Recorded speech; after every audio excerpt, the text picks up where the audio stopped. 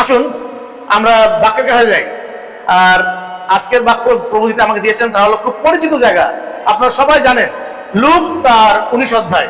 পরে তিনি জিরিহতে প্রবেশ করিয়া নগরের মধ্যে দিয়ে যাইতেছিলেন। আর দেখো, সক্রিয় নামে এক ব্যক্তি, সে একজন প্রধান করগ্রাহী এবং সে ধনবান ছিল। আর কে যিশু সে দেখিতে চেষ্টা করিতেছিল, কিন্তু ভিড় প্রযুক্ত পারিল না, কেন সে খর্বকায় ছিল। তাই সে আগে দৌড়িয়া গিয়া তাহাকে দেখিবার জন্য একটি সুকোমল গাছে উঠিল, কারণ তিনি সেই পথে যাইতেছিলেন। পরে যিশু যখন সেই স্থানে উপস্থিত হইলেন, তখন উপরের দিকে চাহিয়া তাহাকে কহিলেন, সক্রিয়, শীঘ্র নামিয়া আইসো, কেননা আজ তোমার গৃহে আমাকে থাকিতে হইবে। তাহাতে সে শীঘ্র নামে আসিল এবং আনন্দের সহিত তার আতিথ্য করিল। তাহা দেখিয়া সকলে বচসা করিয়া বলিতে লাগিল, ইনি একজন পাপীর ঘরে রাত্রি যাপন করিতে লাগিলেন। তখন সক্য দাঁড়াইয়া প্রভুকে কহিল, প্রভু দেখুন, আমার সম্পত্তির অর্ধেক আমি দরিদ্রদিগকে দান করি, আর যদি অন্যায়পূর্বক কাহারও কিছু হরণ করিয়া থাকি, তার চতুর্থ গুণ ফিরাইয়া দেই। তখন যিশু তাহাকে কহিলেন, আজ এই গৃহে পরিত্রাণ উপস্থিত হইল, যেহেতু এই ব্যক্তি অব্রাহামের সন্তান, কারণ যাহা হারাইয়া গিয়াছিল তাহা অন্বেষণ বা পরিত্রাণ করিতে মনুষ্যপুত্র আসিয়াছেন। আমেন। ঈশ্বর পবিত্র বাক্যে আমাদেরকে প্রভু যিশু আশীর্বাদ দান করুন। জয় যিশু। পিতার সাথে গৌরব করি এই সুযোগের জন্য। আমি ধন্যবাদ দেই স্থানীয় চার্চের প্যাস্টর রেভারেন্ড মানিক ভাইকে, যে তিনি তার পুলপিট আমাকে আজকে ছেড়ে দিয়েছেন। আমি কৃতজ্ঞ। আমি এই বাক্যের জিনিসের কাছে কৃতজ্ঞ। আর এই নামটি আমরা জীবনে বহুবার শুনেছি, যে ছোটবেলার থেকে সক্রিয়। আর সক্য নাম করলে আমার মতন খাটো লোকের কথা মনে করে, যে একটু খাটো লোক। আমি যেমন খাটো, এরকম খাটো লোকের কথা মনে করি, খাটো লোক। এবং এই খাটো লোক নিয়ে গানও আছে না? আমরা খুব মজা করে সেই ছোটবেলা সানডে স্কুলে গান, সেই গান গেতাম। আর এই খাটো লোকটি বাইবেলের একটা জায়গায় স্থান করে নিয়েছেন। কি কারণে? যুদ্ধ করে জিতেছেন, চুরি করে জিতেছেন, বা ডাকাতি করেছেন না। তিনি কি কারণে জিতেছেন? এখানে শুরুতে লেখা আছে তিনি একদম করগ্রাহী ছিলেন। তৎকালীন সময়ে যে শব্দটাকে সবাই ঘৃণা করত, করগ্রাহী। আর করগ্রাহীতে দেখলে পরে মানুষ ভয় পেত, আতঙ্কিত হতো না, যে আমার কাছ থেকে এখনই বুঝি টাকা পয়সা কিছু নেবে হরণ করে, জোর করে। আর সক্য তাই ছিলেন, লেখা আছে প্রধান করগ্রাহী ছিলেন। তার মানে তার ক্ষমতা, সরকারি ক্ষমতা তার ছিল।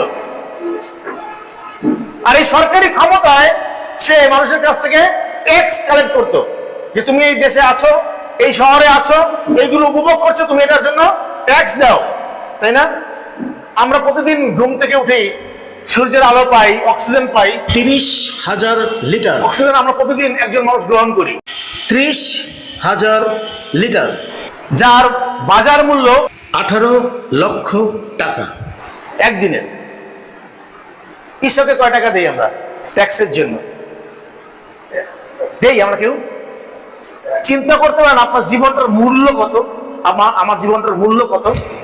30,000 লিটার অক্সিজেন ফ্রি নিচ্ছি আমরা, যার বাজার মূল্য 18 লক্ষ টাকা। আমরা ঈশ্বরকে 1 টাকাও দিচ্ছি না, কিন্তু সক্ষ লোকজনকে ধরে ওই দেশে থাকার জন্য ট্যাক্স কালেক্ট করতে প্রদান করা হয়েছে। এরকম একজন লোক, তিনি যিশুর নাম শুনলেন। তিনি কেমন ছিলেন? খর্বকায় ছিলেন। দেখা যাচ্ছে তিনি খর্বকায় ছিলেন। আপনার জীবনে এই খর্বকায় শব্দটা গৌরবান্বিত ঈশ্বরের জন্য, যেন এই খর্বকায় শব্দের মধ্যে দিয়ে প্রভু যিশু খ্রিস্ট আপনার জীবনে প্রবেশ করতে পারে। আমেন। তিনি খর্বকায় ছিলেন। কিসে খর্বকায় ছিলেন? তিনি তার চরিত্রে খর্বকায় ছিলেন, তিনি তার জীবনে খর্বকায় ছিলেন, তিনি তার কথাবার্তায় খর্বকায় ছিলেন, তিনি তার যে অবস্থান, সে অবস্থানে খর্বকায় ছিলেন, কারণ ঘৃণিত ছিলেন, খর্বকায় ছিলেন। তিনি পরিত্রাণ পাননি, খর্বকায় ছিলেন। তার চিন্তা ভাবনা সবসময় ছিল অর্থের দিকে, খর্বকায়। আমরা বলি না লোকটা ছোট লোক, একটা বলি না লোকটা সব আছে কিন্তু শেষটা খরচ করতে চায়। এই টাইপের লোক ছিলেন তিনি, এই খর্বকায় ছিলেন। আর সেই খর্বকায় লোকটি, তিনি যিশুর নাম শোনার পরে তিনি উদ্গ্রীব হয়ে উঠলেন তাকে দেখার জন্য। আজকে আমাদের জীবনেও এই উদ্গ্রীবতা দরকার। আমার জীবনে অনেক নোংরা থাকতে পারে, খারাপ থাকতে পারে, অপরাধ থাকতে পারে, কিন্তু যখন আমি যিশুর নাম শুনবো তখন আমার অবস্থার পরিবর্তন হচ্ছে কিনা। যদি না হয় তাহলে আমি ব্যর্থ, আর যদি হয় তাহলে আমি সফল। আমেন। প্রভু যীশু খ্রিস্ট আসছেন, এই নাম শোনা মাত্র এই খরপ্রকারের লোকটির ভিতরে তাকে দেখার জন্য একটা উদ্গ্রীবতা শুরু হলো। তিনি কি করবেন? তিনি লম্বায় খাটো ছিলেন, অনেক লোক সামনে, কারণ যিশু যেখানে যেতেন আমরা জানি সবাই, তার চারিদিকে অনেক লোকের সমাগম থাকতো, কারণ যিশুকে দেখার জন্য সবাই ব্যস্ত ছিল। তৎকালীন সময় যিশু ছিলেন ওই সময় ওইখানের এমন একজন জনপ্রিয় ব্যক্তি, পরিত্রাণ পাওয়ার জন্য না, মানুষের কাছে তিনি পরিত্রাণ পাওয়ার পেশা ছিলেন। তিনি ছিলেন কি? অলৌকিক কাজ করবেন, তাই মানুষ দেখবে, তাই না? ধরছেন, সুস্থ হচ্ছে। একজন অলৌকিক ব্যক্তিকে বা একজন অলৌকিক কাজের ব্যক্তিকে দেখার জন্য মানুষ ব্যস্ত থাকত। উনি অন্ধের চোখ ধরছেন, অন্ধের চোখ ভালো হয়ে যাচ্ছে, মৃতকে ধরছেন, মৃত ভালো হয়ে যাচ্ছে, জলকে ধরছেন, জল দ্রাক্ষার হয়ে যাচ্ছে। মানে এই যে অলৌকিক কাজগুলো দেখার জন্য মানুষ ব্যস্ত ছিল, অন্য কোনো কিছুর জন্য না। আর এই অলৌকিক কাজের ঘটনা এত ছড়িয়ে গিয়েছিল যে সক্রিয় সে প্রদান করব ভাই, তিনি ট্যাক্স কালেক্ট করবেন কি, তিনি তাকে দেখার জন্য ব্যস্ত হয়ে গেলেন। আমরা এখনো প্রভু যিশুর নাম প্রচার করতে গেলে পরে আতঙ্কে থাকি, না জানি এরা আমাদেরকে ধরে কি চায়, ঠিক না? কি ট্যাক্স চায়? তুই এখানে যিশুর নাম বলতে আসিস, এনে টাকা দিছিস আমাদেরকে, দেখে টাকা দে, চান্দা দে। আর সক্রিয় সেই ট্যাক্সের কথা সাথে সাথে ভুলে গেল যে যিশুর কাছে ট্যাক্স চাইতে হবে, কিন্তু যিশুকে দেখার জন্য সে ব্যস্ত হয়ে গেল।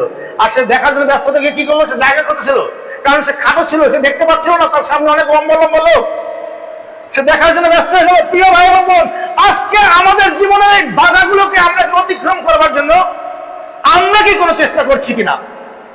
আমাদের সামনে অনেক বাধা, আমাদের সামনে পড়ালেখা বাধা, আমাদের সামনে অর্থ বাধা, আমাদের সামনে সমাজ বাধা, আমাদের সামনে প্রতিপত্তি বাধা, আমাদের সামনে অহংকার বাধা, আমাদেরকে বড় হতে হবে, এগুলো একটা বাধা। অনেক ধরনের বাধা আমাদের সামনে সবসময় পড়ে আছে। আমরা কি এই বাধাগুলোকে অতিক্রম করবার জন্য কোন রকম চেষ্টা করছি কিনা, নাকি আমরা এই বাধাগুলোর সাথে কম্প্রোমাইজ করছি? টুইন টাওয়ারের মতো আমার এটাও দরকার, ওটাও দরকার, এবং যখন সাই থাকবে তখন সেখানে ধ্বংস আসবে। যখন টুইন টাওয়ার থাকবে তখন সেখানে ধ্বংস আসবেই। সিঙ্গেল টাওয়ার থাকতে হয়, সেটা হলো কি? প্রভু যীশু খ্রিস্টের জন্য সে টাওয়ার থাকতে হবে। পৃথিবীর সবচেয়ে শক্তিশালী দেশ ছিল না আমেরিকা, আর তাদেরকে হঠাৎ আঘাত, কারণ তারা টুইন টাওয়ার নিয়েছিল। ওখানে সমস্ত কিছুর, বিজনেসের সমস্ত অর্থের সমস্ত কিছুর ব্যবস্থা ছিল, কিভাবে নিয়ন্ত্রণ করতে হবে। কারা বেশি ডোনেশন দেয় সুষমাচারের জন্য? আমেরিকা। কারা বেশি খাবার দেয়? আমেরিকা। তো দুইটাই তারা করতেছে। যখন টুইন টাওয়ার, তখন সেখানে কিন্তু বিপদ আসবেই, আসবে। আপনি একসাথে দুই নৌকায় পা দিতে পারবেন না। কার কথা এটা? তাতে আমাদেরকে সতর্ক থাকতে হবে। সক্রিয় সঙ্গে সঙ্গে ভুলে গেলেন যে তিনি প্রধান করক ভাই। আমি কি ভুলেছি যে আমি কি? আমি বলতে পারিনি, আমি অমুক, আমার কাছে সে আসবে, আমি কেন তার কাছে যাবো? আমাদের ভিতরে এই অহংকার কাজ করে। সক্রিয় তিনি ভুলে গেলেন, তিনি জায়গা খুঁজতে থাকলেন, আর তিনি দৌড়ে গেলেন। লেখা আছে তিনি দৌড়ে গেলেন। প্রিয় ভাই এবং বোন, দৌড়ে যাওয়া তার মানে সুযোগ কিনে লওয়া। আমরা কি সেই সুযোগটাকে কিনছি কিনা, নাকি না পরে দেখা যাবে, এখন কাজগুলো শেষ করি, পরে দেখা যাবে। আমরা এইগুলো করি। আমি আগে আমার বাবার কবর দিয়ে আসি, আমি আগে ট্যাক্স কালেক্ট করে আসি, আমি আগে আমার পরীক্ষাটা দিয়ে আসি, আমি আগে আমার চাকরিটা বাঁচিয়ে আসি। আমাদের কাছে এইটা আগে আসে। আমার বস আমাকে কিন্তু বের করে দেবে অফিস থেকে, যদি না যায় আগে। কিন্তু আমার পরিত্রাণ আমি সঙ্গে সঙ্গে কি করি? দূরে ঠেলে দিয়ে আসি। সক্রিয় সেটা করলেন না। আর এই জিনিস সক্রিয় বাইবেলে একটি বিশেষ জায়গায় স্থান করে নিয়েছেন, তিনি সেটা করলেন না। আজকে আপনি আমি কি সক্রিয়ের মতো করতে পারছি, নাকি সক্রিয়কে সেই খর্বকায় বলে বলেই সক্রিয় থেকে আমাকে সরিয়ে নিচ্ছি? আমরা এইটা বলি, ও তো খাটো লোক ছিল, এই ছিল, সেই ছিল, কিন্তু আমি যে ওইটা বলতে গিয়ে আমি খাটো হয়ে গিয়েছি, আমি যে আমাকে দূরে সরে নিচ্ছি, এইটা আমরা বুঝতে পারছি না। আমাদের সমস্যাটা, আমরা আরেকজনের দোষ দেখি, কিন্তু তার দোষ দেখতে গিয়ে আমি যে অপারগ, এইটা কখনো দেখছি না। ও খুব ধার্মিক হয়ে গেছে ইদানিং, তাই না? খুব টিটকারি দিয়ে বলি, আমি আমার লাইফে প্রথম দিকে শুনছি কথাগুলো, আমার ঘর থেকে প্রথম কথা রাখছে ও ভণ্ড। আমার নামের সাথে ভণ্ড কথাটা যোগ আছে আমার ঘরের থেকে, এবং আমার মা এই কথাটা আগে বলছে, শুনেছি আমি। কিন্তু নিশ্চয়ই আমার মা প্রভু যিশুর থেকে আগে নয়। আমি ওই কথাটাকে আমার জীবনে আশীর্বাদে ছেড়ে দিচ্ছি, কারণ এটা শুনতে হবে, শুনতে হবে। আর শখকেও তিনি দৌড় দিলেন। কোথায় দৌড় দিলেন? একটা উঁচু জায়গায় ওঠার জন্য না। আর দেখেন ওখানে একটা গাছের নাম লেখা আছে, কি নাম? কেন একটা নির্দিষ্ট গাছের নাম লেখা আছে? এটা আম গাছ লেখা থাকতে পারতো না, বা একটি গাছে উঠলে লেখা থাকতে পারতো না? না, একটা নাম দিয়ে দিছে এখানে, সুকমর গাছে তিনি উঠলেন। এই গাছটা কি গাছ? একটা ডুমুর গাছ, কিন্তু একটা বিশেষ ধরনের ডুমুর। কেন সুকমর গাছের কথা লেখা আছে? তার কারণ সুকমর গাছ একটি বিশেষ গুণ সম্পন্ন গাছ। এই ফলটা, এই ডুমুর ফলটা, এই ফলটা আপনি খেলে পরে আপনার চামড়া কখনো মলিন হবে না, চকচক করবে। এই ফল যদি আপনি খাওয়া প্র্যাকটিস করেন, আপনার চামড়া কখনো কুঁচকে যাবে না, চকচক করবে। আপনার বার্ধক্য দেখা যাবে না, আপনার ভিতরে কোনো অসুস্থতা থাকবে সেটা সাথে সাথে সুস্থ হয়ে যাবে, আপনাকে সজীব করবে, প্রাণ গতি বাড়াবে, শক্তি বাড়াবে, যেন আপনি কাজ করতে শক্তি পান। এই গাছের অনেকগুলো গুণ আমি যখন বললাম, এবং আপনি যদি কোনো কোনো অসুস্থ থাকেন, সে অসুস্থতা কেটে যাবে। বিশেষ একটি গাছ, যে গাছটিতে উঠতে হয়েছে প্রিয় ভাই এবং বোন, আর সেই গাছ ছিল সুসমাচার। যে গাছে না উঠলে আপনি পরিত্রাণের সংবাদ পাবেন না। যদি আপনি সুসমাচার না শোনেন, সুসমাচার কাছে না আসেন, আপনি প্রভু যিশুকে চিনবেন না। যিশু এবং ঈসা এক জিনিস না, এক ব্যক্তি না। আমরা বলে থাকি যে উনি আর আমি এক, এটা আমাদের সমস্যা। সুসমাচারে লেখা আছে যিশু কার পুত্র? ঈসা কার পুত্র? লেখা আছে কিছু? মরিয়মের পুত্র, তাই না? তাই লেখা আছে। যিশু কার পুত্র? ঈশ্বরের পুত্র। এবং যিশু বলছেন আমিও পিতা এক, আমার পিতা এখনো কাজ করছেন, আমিও কাজ করছি। এই প্রথম জায়গায় পার্থক্য শুরু হয়ে যায়। যিশু মারা গিয়েছিলেন আমার পাপের জন্য, তৃতীয় দিনে উঠলেন। ঈসা কি মারা গিয়েছিলেন? তারা বলে না। তাহলে আমি কেন এক বলবো? আমাদের সমস্যা, কারণ আমি সুসমাচার জানি না।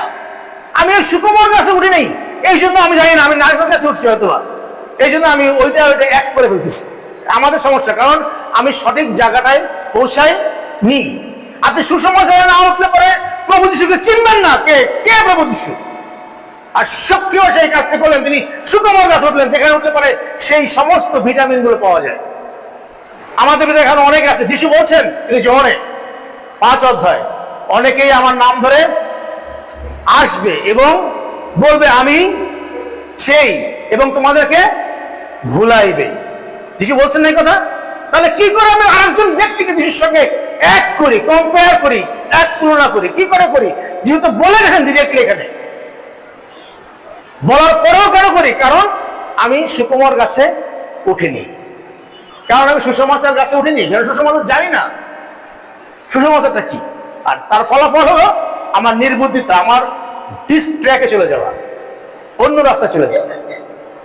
আর এই জন্য আমরা বিশ্বাসও করি, আবার কবর পূজাও করি। এটা আমাদের সমস্যা। এই কারণে সক্রিয় তিনি উঠলেন, আর যিশু সেই গাছ সোজাই আসে। দেখেন, সেই গাছ সোজা আসলেন। আপনি সুসমাচার না আপনি যিশু আপনার সোজা আসবেন না, আসবেন না। আপনি সুসমাচার আছেন মানে যিশু আপনার সোজাই আছেন। আপনি সুসমাচার দ্বারা অন্য লাইনকে আসবেন, যিশু বলবে আমি চিনি না। যিশু বলছেন না, অনেকে আমার নাম ধরে ডাকবে, হে প্রভু ডাকবে, আর আমি কি বলবো? আমি তোমাকে চিনি না। তারপর কি বলছে? দূর হও। হবে না, আপনাকে সক্রিয় মতনই যেতে হবে। আর এই জন্য সক্রিয় এই ক্যারেক্টার আমাদের জীবনে ঢুকাতে হবে। আমি খর্বকায়, তার মানে আমি লাভবান। আমি খর্বকায়, তার মানে ঈশ্বর গৌরবান্বিত। কিসে খর্বকায়? কারণ আমি জানি আমি নির্বোধ, আমি জানি আমি কিছু পারি না, আমি জানি আমি অন্যায়কারী, পাপী। আর তখনই আমি যিশুকে দেখতে পাই, এই জন্য আমি লাভবান। তখনই প্রভু শ্রীকৃষ্ণ গৌরবান্বিত, এবং তখনই প্রভু শ্রীকৃষ্ণ আমার সোজা আসছেন। কেন আসছেন আমার সোজা? দেখেন তিনি কি বলছেন, আজ আমি তোমার বাড়িতে, আপনার বলতে হয় না, কিছু ডাকতে হয় না, আপনাকে তার কাছে যেতে হয় নাই, আপনি শুধু আপনার ইচ্ছাটা প্রকাশ করেছেন, আর সঙ্গে সঙ্গে প্রভু যীশু খ্রিস্টের ভিতরে আপনাকে পাওয়ার যে বাসনা, যে লোভ, আমি এইভাবে বলি, প্রভু যীশু খ্রিস্টের যে লোভ আমাদের প্রতি, আর তিনি তা প্রকাশ করলেন সেখানে। কি লেখা আছে? কারণ ঈশ্বর জগৎকে এমন প্রেম করিলেন। এই এমনটা কেমন? এই এমনটা কেমন? আমি বেশ্যা, তবু তিনি বলছেন আমি তোমাকে ভালোবাসি। আমি ডাকাত, তবু তিনি বলছেন আমি তোমাকে ভালোবাসি। আমি চোর, আমি লুচ্চা, তারপর তিনি বলছেন কি, আমি তোমাকে এমন ভালোবাসি। কারণ তিনি আমার কোনো কর্মকাণ্ডকে দেখলেন না, তিনি শুধু আমাকে দেখলেন। তিনি সক্রিয়ের করগ্রহিতা দেখলেন না, তিনি শুধু সক্রিয়কে দেখলেন যে তিনি সুকুমার কাছে উঠেছেন। Hallelujah, hallelujah, hallelujah, hallelujah. আমরা অনেক সময় থাকি কি, আমি তো ভাই অমুকের ছেলে, মেথরের ছেলে, আমি মুচির ছেলে। আমরা কে মুচি ছিলাম না, কে মেথর ছিলাম না? 60 বছর আগের খ্রিস্টানরা, 60 বছর আগে বাংলাদেশে যে খ্রিস্টানরা ছিল, আসতে ছিল, তারা কোথা থেকে আসছি? আমরা কোথা থেকে আসছি? রাজ পরিবার থেকে, মেথর মুচির থেকে আসছি আমরা। বিশ্বাস করি আর না করি, এটাই সত্যি। কাঠমিস্ত্রি, জেলে, মেথর, মুচি, ছাতি সেলাই করে এগুলো থেকে আসছি আমরা। এখন আমরা রাজ পরিবারে, কারণ ঈশ্বরের সাথে। হালেলুয়া। যখন আপনি সক্রিয়, তখন আপনি রাজ পরিবারের জন্য যোগ্যতা অর্জন করছেন। অথবা আমাদের অহংকারের কি আছে? কিছু নাই, কিন্তু আমাদের বিশ্বাসের প্রয়োজন। আজকে বিশ্বাসের খুব ঘাটতি আমাদের। আমরা দুই পক্ষে চলি, টুইন টাওয়ারের মতন। আর যখন এটা করবেন, তখন প্রিয় ভাই বোন, আপনি প্রভু যীশুকে পাবেন না। আমরা অনেক সময় মনে করি আমাকে প্রভু সুস্থ করছেন, আমাকে একটা ভালো চাকরি দিয়েছেন, আমাকে পরীক্ষায় পাশ করে দিয়েছেন, আমার ওই সমস্যার সমাধান করছেন, মানে আমি এখন যোগ্য খ্রিস্টান, ভালো খ্রিস্টান। না, কখনোই না। ওই কাজ প্রভু যীশু সবার প্রতি করছেন সারা পৃথিবীতে। সূর্য সবসময় ওঠে, আমি বললাম 30,000 লিটার অক্সিজেন সবাইকে দিয়ে দিচ্ছেন। একটা চোরকেও দিচ্ছেন, একটা জেলখানায় বন্দী যে লোকটা আছে তাকেও দিচ্ছেন, আমাকেও দিচ্ছেন। এটা মানেই পরিত্রাণ না। আমরা সব মনে করি তাই। পরিত্রাণ ডিফারেন্ট জিনিস। পরিত্রাণ মানে তার পুত্রত্ব অর্জন করা। আপনি বিনা কারণে একজনের পুত্র হতে পারবেন না, বা কন্যা হতে পারবেন না। সে যোগ্যতা অর্জন করতে হবে, আর এই যোগ্যতা অন্য সব কিছুর থেকে আলাদা। আর যখন আপনি পুত্র বা কন্যা এই অর্জন করছেন এই যোগ্যতা, তখন আপনি চোর হলেও তার পুত্র, বেশ্যা হলেও তার পুত্র। যে কারণে রাহাব বেশ্যার নামের সাথে বেশ্যা পদবিটা ফেলে দেওয়া হয় না, রেখে দেওয়া হয়েছে। ধার্মিকের তো খাতে কার নাম আছে? রাহাব বেশ্যার নাম আছে, আছে না? এই বেশ্যা শব্দ সব আছে, ওখানে নামটা দেখবেন বাইবেলে পড়ে, তাই না? কেন আছে? তোমার কর্ম আমার কাছে দৃশ্যমান না, তুমি আমার কাছে দৃশ্য। তুমি যে বিশ্বাস করছো আমাকে, এইটা আমার কাছে বড় বিষয়। তুমি কি কাজ করছো এটা তো ব্যবস্থার বিষয়, এটা তো আমার বিষয়। আর ব্যবস্থা মানে কি করে? সবসময় আঙুল দেখে তুই দোষী, তুই দোষী। ব্যবস্থা যত ভালো লোক আপনি অন্য কোনো আপনাকে দোষী দেখাবে, ওই যে দোষী। যিশু কি বলছেন? দোষী। যিশু বলছেন ধার্মিক গণনা করছেন আপনাকে, ডিফারেন্ট। অতএব পুত্রত্ব অর্জন করা, এই সম্মান অর্জন করা, এই পরিচয় অর্জন করা যা প্রধান বিষয় এবং প্রথম বিষয়।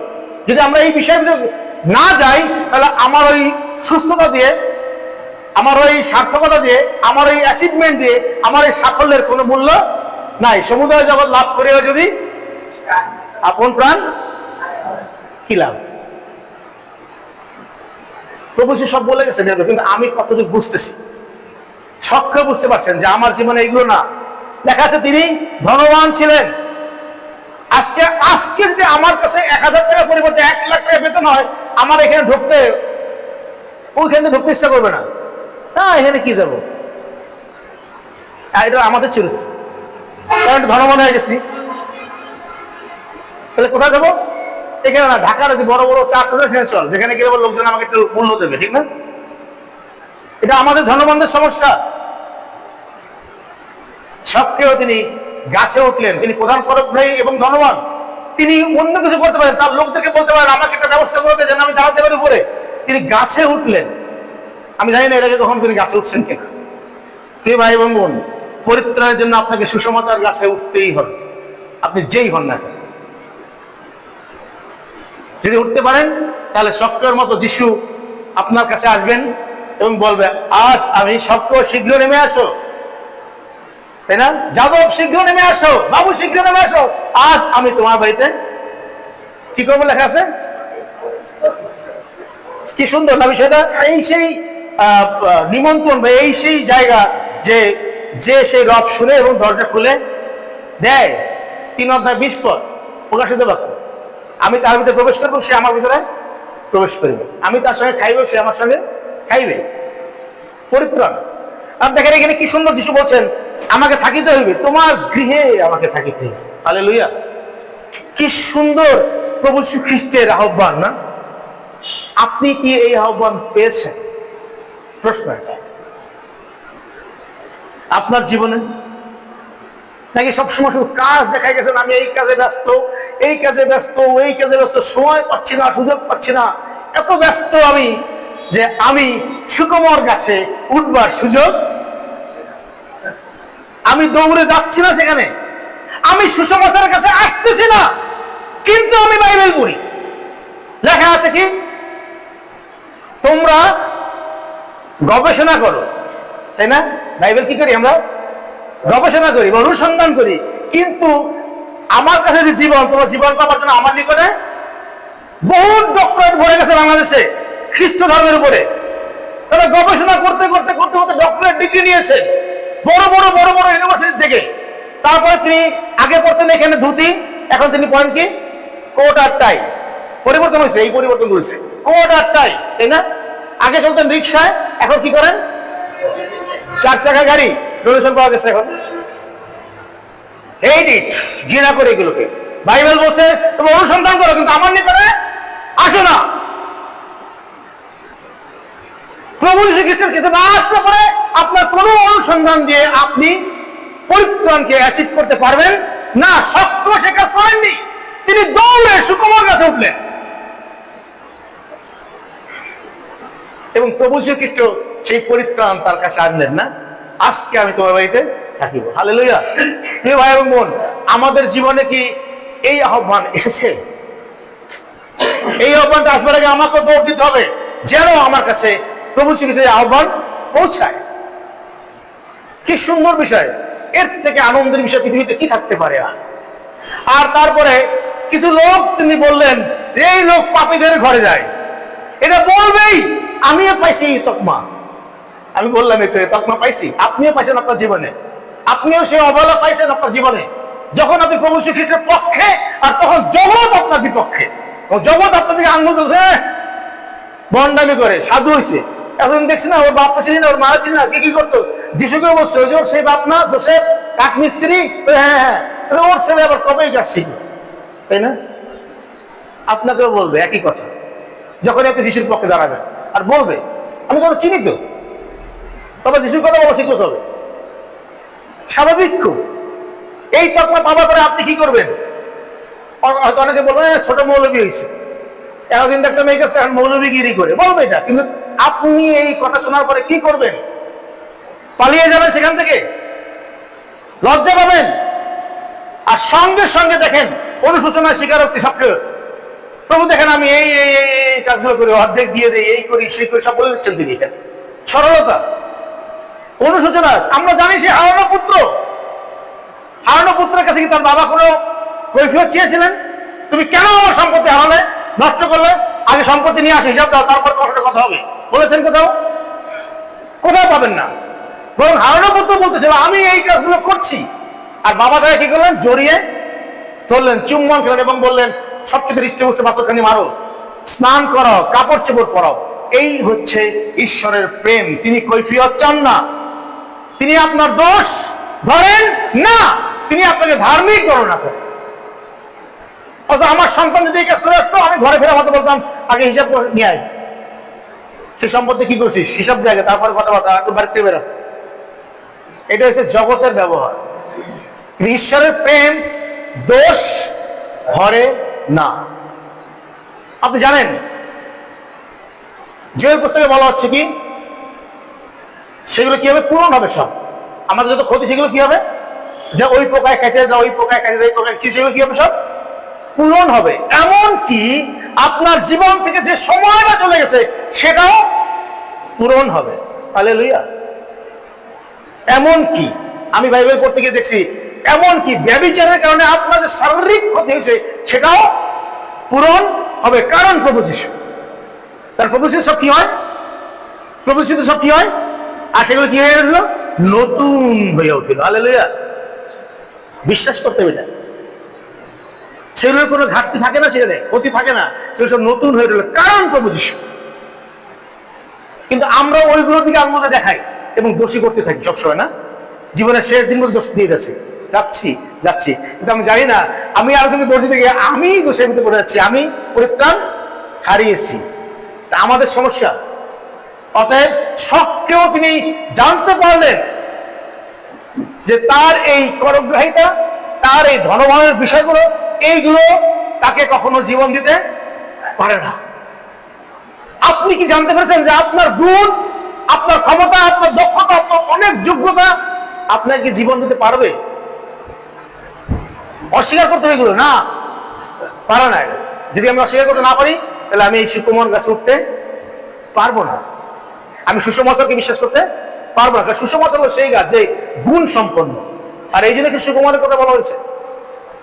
কারণ সুষমাচার ছাড়া আপনি প্রভু যিশুর দেখা পাবেন না। প্রভু যিশু অন্য কোথাও বাস করেন না, তিনি সুষমাচারের মধ্যে বাস করেন, এবং সেটা সত্য সুষমাচার হতে হবে, আমার তৈরি করা সুষমাচার না।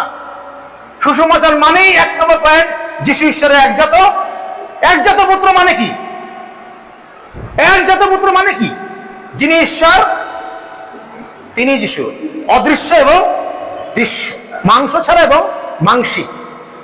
যিশু ঈশ্বর নিজেকে দেহে প্রকাশ করলেন, একজাত, মানে একটাই জাত, একমাত্র পুত্র। যখনই বলবেন কারণ আপনার সন্তান, সেটা আপনাদের ঔরসে, আপনাদের শারীরিক মিলনের পরে আসছে, এটা হলো এক মাত্র। আর যখন একজাত তখন তিনি যা, তিনিও সে, এটা আসতে হবে।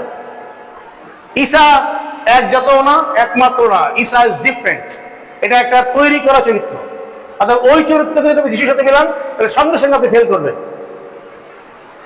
সঙ্গে সঙ্গে ফেল করবেন। আপনি যিশুকে পাবেন না, কারণ যিশু নিজে বলে গেছেন অনেকে আমার নাম ধরে আসবে, এখন আসতেছে, আসবেই।